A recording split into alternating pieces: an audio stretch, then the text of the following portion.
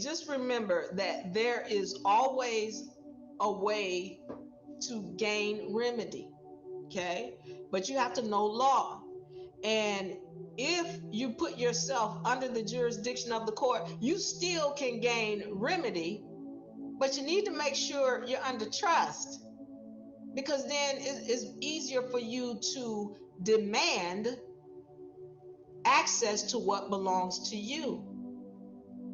Okay, other than that, all you doing is just yapping because you haven't shown that you truly are awake and know law. Okay, this last section, this is something that this lawyer says, oh, you don't want to say these things. Okay, hold on. I'm going to tell you why what he's saying is asinine. After, according to our traffic code. But finally, when all else fails, there's actually some advice out there on the internet telling you to take certain strategies that are actually traps. It'll actually make it even worse for you if you pull this in front of a judge. In fact, I'm going to give you 2 defenses that don't just fail here. They'll make the judge want to delete your soul from his docket. Trap He's right. He's right. But pay attention. Number 1, sovereign citizen arguments. I don't. Okay, pay attention to this. They say this term sovereign citizen.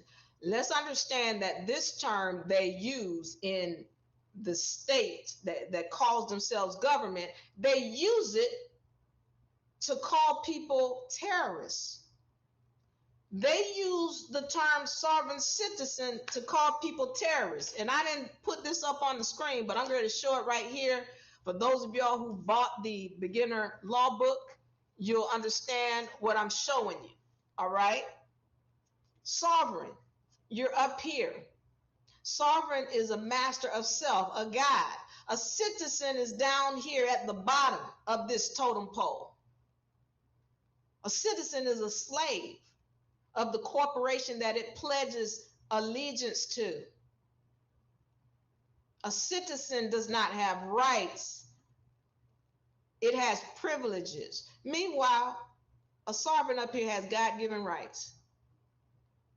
So when they say sovereign citizen, this is an oxymoron. You can't be both of them at the same time. You can be one or the other. You can't be both at the same time. You can be one or the other. If you want to be a citizen, sit down here as a citizen. But if you want to stand as a sovereign, then you have God-given rights. So when they're calling somebody a sovereign citizen, they're talking about someone who supposedly is a slave that thinks they have authority. You know who's a sovereign citizen? Who the terrorist is? The cops, the policy enforcers. And I get it. Oh, my uncle is my brother is, okay, I get it. But anybody who puts on a uniform has a duty to take away the God-given rights of the people. And that's a problem. Especially when they're doing what they're doing in a disrespect to the people of this land. Or just the people, period. When you're being disrespectful and you're taking away people's rights. All right, there's a problem there. Okay, so we're understanding what a sovereign citizen is. That's not someone who's standing up for their rights. And he's right. The judge is going to be mad. He's going to be spitting fire at you. I already told you why. You messing up what I say, you're messing up the church money. And that is a church that you're going into. I already told you, you're having a seance right up in there when he says, all rise. It's a church. You messing up the church money with all this jurisdiction. What is you talking? Yeah, he's going to spit fire at you because you're disrupting the flow. Okay?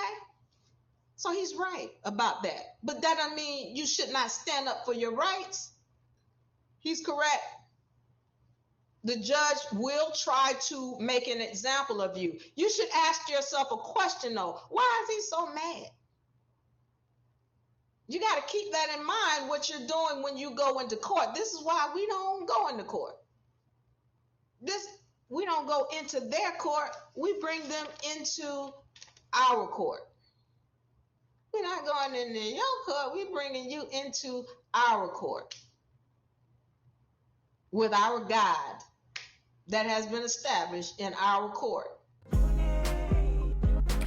Remember to keep that bell on for notifications. Follow You in a Republic for more great information.